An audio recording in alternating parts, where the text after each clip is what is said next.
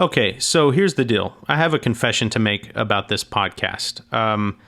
This podcast has been kind of hobbled together, stitched together, and like taped together with Scotch tape and bubble gum. It's like kind of like a Frankenstein kind of thing that has evolved over time. And it originally started off as just two friends that wanted to do a podcast. And it actually had a different name originally. It was actually called Old Ladies Discussing Everything. And Old Ladies refers to me and my roommate from college, my freshman year roommate. We went to Texas A&M. We were in the Corps of Cadets. If you don't know what that is, it's basically an ROTC thing. And there's a lot of traditions and da-da-da. Your freshman year roommate is called your old lady. So you'll actually hear a lot of references to my old lady this, my old lady that. You'll hear me talk about the Corps. I think I mentioned my Corps boots and everything and like all this stuff, right? So that's what that's about. But anyway, he and I have been batting around a bunch of philosophical stuff since I've known him. 18, well, almost 19 years ago when I first met him. He's a very smart guy, incredibly smart, mechanical engineer, knows a lot about physics, and just is always reading books and stuff. And him and I have always had these like debates and stuff like that. So we wanted to start a podcast, and the original first episode of the podcast was going to be me just describing my psychedelic trips and us analyzing them scientifically. But the more I started talking, and I talk a lot, the more I started realizing that I really need to cover each trip. And I need to dive into each trip because they're amazing stories. And so what started off as one episode of us talking about all of my experiences turned into a series of episodes of me explaining each trip and in incredible detail. Again, I talk a lot. So here I am sitting on this mountain of content, and I started editing them together. Originally, it was just two people talking, and I threw in like a song in the background. And me being a huge fan of the podcast Radiolab and being a filmmaker myself, I thought to myself, you know what? I can kind of, edit these together like a movie. Have it flow like a movie, that Radiolab kind of flow and polish with the sound effects and the music. So that's what happened. I turned it into that. But I noticed that there was too much exposition up front, kind of leading you into the trip, and too much narrative, too much talking. So I started to try to clip it down and make some creative edits to kind of fast forward through that. But that also got kind of repetitive and monotonous.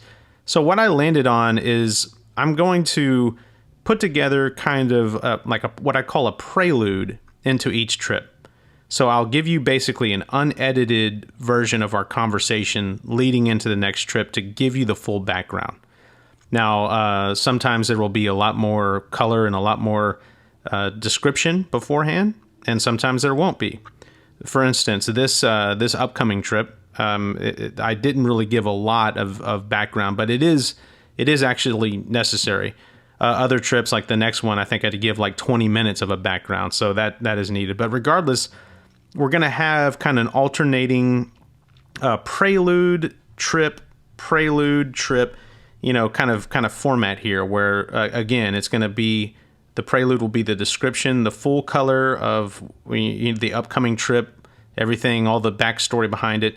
Then the trip episode will be that, that narrative, movie-like, Radiolab-like feel, that covers just the trip. Then we'll have, another prelude. And then at the end of all of this, of course, we're going to have our unpacking episode, the one that my old lady originally wanted to do. It's funny, y'all. Like, it's actually quite hilarious. Like, I think that I have completely weirded out my old lady. It's like, he's like, when is this guy going to stop? And it's hilarious. He's like, I'm done. He's like, just put me in for the unpacking episode, Anyway, so that's the scoop. If you want to skip the prelude episodes and just get dropped right in the action, feel free to skip the preludes. But if you want more backstory and all that without that fun flow, then jump into the preludes. And again, some will be short, some will be long, some will be medium.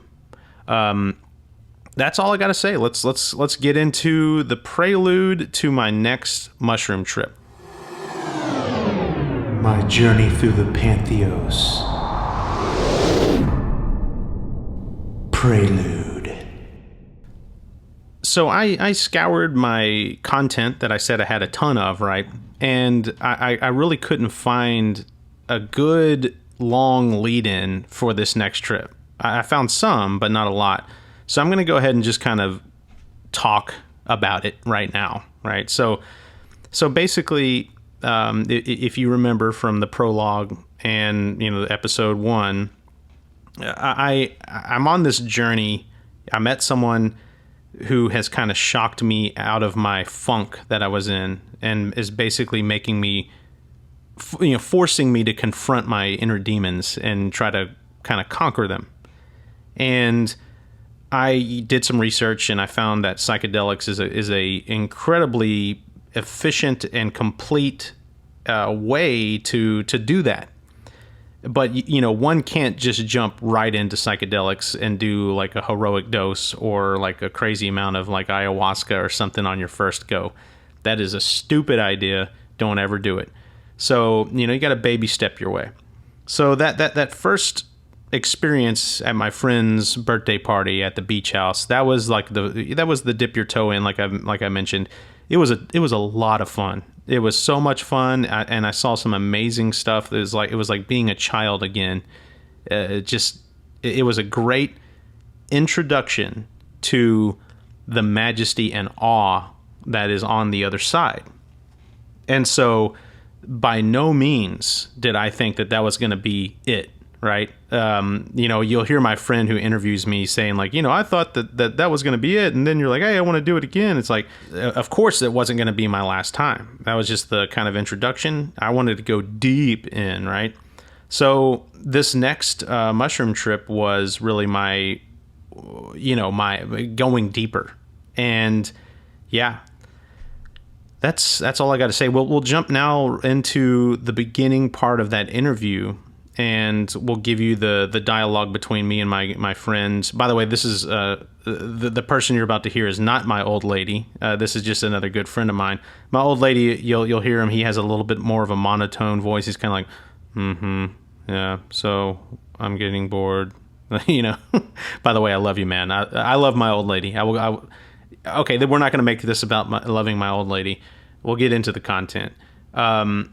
Let's jump into the interview, and this will be a short one, and then we'll go into the trip, which is pretty freaking amazing, y'all. Like this trip is kind of the first like slap you over the head with something incredibly deep and profound. Yeah, here we go. But all right, we're back. Okay, so we've had this experience at the beach house. Mm-hmm.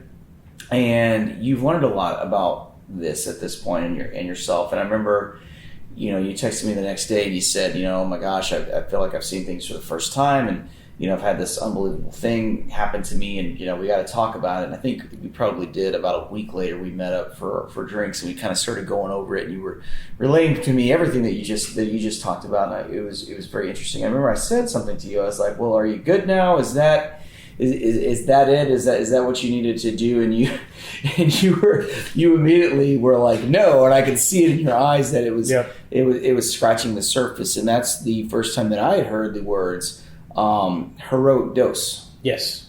So explain a little bit about how it felt coming off of that first experience when you were like maybe 24, 48 hours out, looking back on it, and how you decided, I need to go further, I need to jump in. Well, because that first time was in large part fun, and also very incredibly profound, and I saw some amazingly beautiful stuff, but it was mostly beauty and fun. There was a little bit of a life lesson at the end of people's energies and like, hey, you should be proud of yourself. But beyond that, and the whole idea of like nature being pure and innocent and awesome. Beyond those, there wasn't that much more. That wasn't that, these soul crushing and soul stirring, like cathartic life changes to come out of that. And that's what I was so desperately seeking. So, but it obviously sparked something in you to where you were thinking, I need to ramp this up. I need to do something. I need to keep going. Absolutely. It inspired me. There were a few people there that were kind of mushroom veterans, I guess you would say. But recreationally. I don't think they did like heroic doses, but they all were in agreement that I had a really good trip. And I was like, okay, well, I guess I take mushrooms well. Right. Some people have bad trips. I had a fantastic trip. Yeah, and the thinking being, you never know if you're going to have a good one or a bad one. There's really just no way to know that. Exactly. But some people are more prone to just having really bad trips. Well, that's right. I think, and this is funny, I should have said this earlier, but I think you texted me right after you took the mushrooms the first time, and I said, say hello to Satan for me. Yeah. Almost did, man. Because I was so sure that if anybody had a bad trip, it was going to be you. It was going to be me. Catastrandrew. That's right. Sorry. But so it inspired me. Like, I was like, man, if I had a great trip, then, man, I just need to keep going. And that's what I tried to do. There was a second time where we got mushrooms from this person. And we went to my boyhood home. But this was a planned deal. You were like, I'm going to do it again. Oh, yeah. This one was definitely planned. Mm-hmm. And I didn't plan on... I was going to do a heroic dose like the day after. And that night I was like, I might do a little bit of them. In fact, I was even like, maybe I won't even do them because I had heard that stacking them, like doing them back to back, you lose tolerance, and so they won't be as effective. But for whatever reason, in the moment that night, I was like, I'm doing it. And so this, how long in between first and second? So I think it was like about a month. Okay, and so we should say your boyhood home is almost like a farm. It's in the middle of nowhere. Yeah, and it's a house. With a pool house and with a pool. I mean, this sounds like a mansion. It's really not. It's a country house. Yes. And there's like probably 2.5 acres with a pond. Yep. And a bunch of stars. And no city light infiltrating the place. So it's a great place if you want to be alone. Yep. And just experience nature. Yes. By the way, other little bit of backstory is my mom was in the process, or she had already sold the house. It just was in... They had to do something tax-wise, something. Oh, that is important. We should probably talk about this. So this house has been in his family since before he was born. Yep. And it's an important house for his whole socio whatever set of people. His life is centered around this house. His family life, his social life, his friends. Yep. I even have a soft spot in my heart for this place because I've had so many memories of this place in my life, and so it's an important place, an important part of Andrew. And his mom is the owner of this place, and she has sold this house, and so it's a matter of time. They're getting the house ready to be sold and put on the market or whatever else. And so these weekends that you're able to go down there are important to you because it's not only is it a great place to do mushrooms, but it's also you're getting to spend some last weekends at this place that's very important to you. Absolutely, and so I had not yet mourned the losing of our house yet, and that place literally is a sixth family member of the family. I mean, that property and those houses, and so I was kind of like, it was passing of the torch. It's time to move on. They can't. A lot of people move. A lot of people don't keep. Most people don't keep their boyhood, family homes. Just moving on. My parents have moved 17 times since I've been alive, and that's not even a lie. So, like, literally, I have stuff that are lasted way longer than any house they've lived in. So, I envy that in a way. Yep. So, and so that was my mentality, and I think I was just kind of crushing my feelings. And I did mushrooms. Did the effects come on quickly like the last time, or was it something that took a little bit longer? This one was a lot more slow. And you had taken a higher dose. Yeah. These mushrooms were different. It's a different brand, a different strain or whatever. Like these are the ones that I took this time. They're called Golden Teachers, and Golden Teachers are known for you don't have as much hallucinations, like crazy hallucinations, you have more profound experiences in life Oh, lessons interesting. kind of Okay. thing. And It's very Buddhist. So as always, that ended abruptly, and there wasn't a whole lot of content there. But in my opinion, some content is better than no content, or in this case, very little content. So yeah, it is what it is. This is getting you closer to trip number 2, and trip number 2, like I said, is very, very profound. It hits you with the first, smack you in the face with something beautiful and amazing kind of experience. And, I like I said, I saw some beautiful and amazing stuff on the first trip. This one is just light years beyond that. And by the way, each trip gets even more and more amazing. So yeah, let's jump into trip number 2. See you there.